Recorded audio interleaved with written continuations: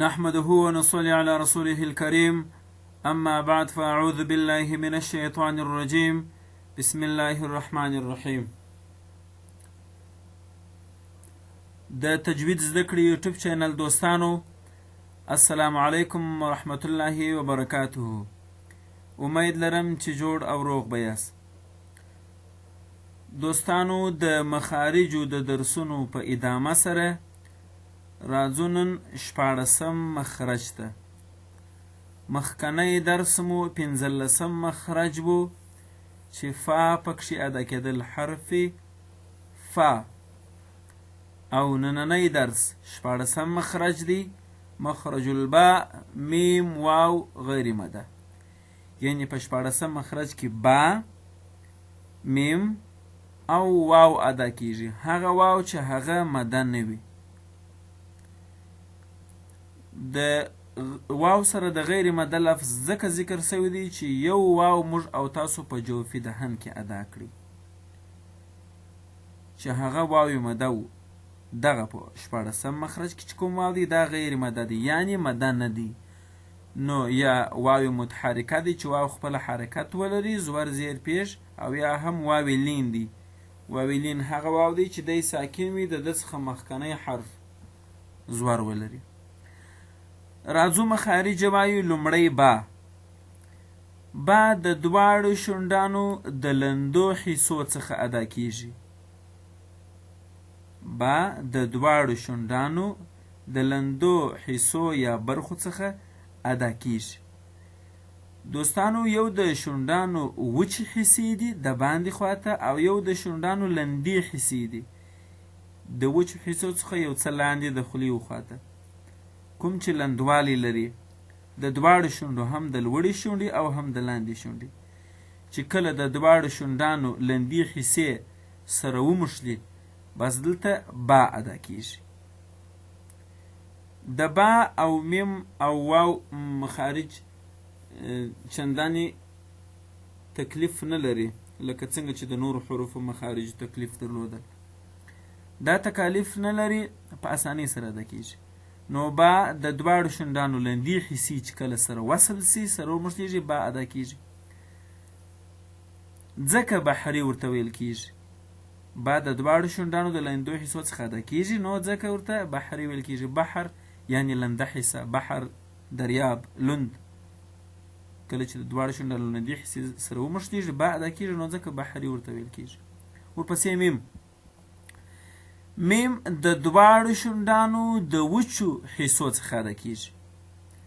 د دواړو شونډانو وچې برخې یا حصې چې کله سره وموښلېږي، سره یو ځای سي، نو بیا میم ورڅخه ادا کیږي.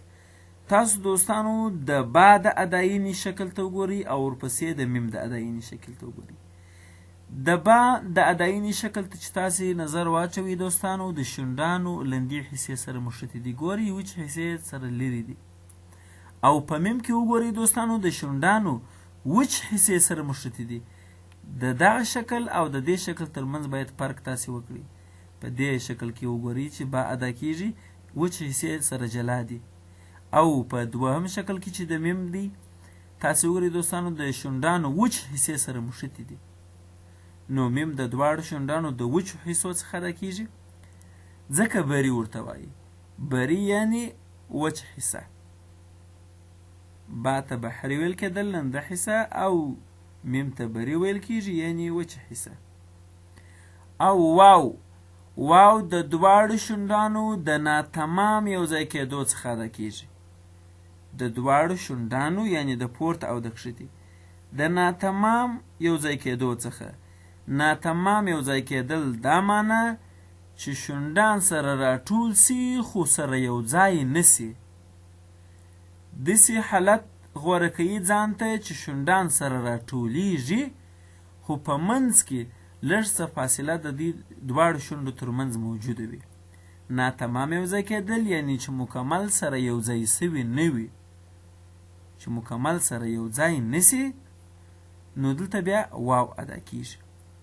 مخکې مې یادونه وکړله چې یو واو مده دی چې دی به ساکن و، مخکني حرف بیا یې پیش درلودی، هغه موږ او تاسو په جوفي دهن کې ادا کوئ. یو واو متحرکه دی چې واو دارنګه زور ولري یا زیر ولري یا پیش. یو واوی لین دی چې دی ساکن وي د ده څخه مخکنی حرف زور ولري. نو دغه واو چې دی دا واوی لین دی یا واوی متحرکه، واوی مده نه دی. هغه خو موږ او تاسو په جوفی دهن کې ادا کړي.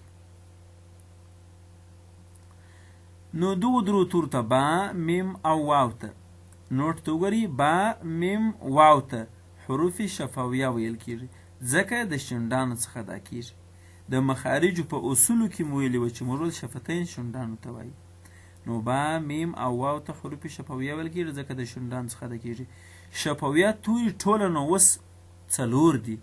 یو با ده، بل میم دی، بل واو دی، او یو هم په 15 مخرج کې موږ او تاسو ویلي چې فا وه.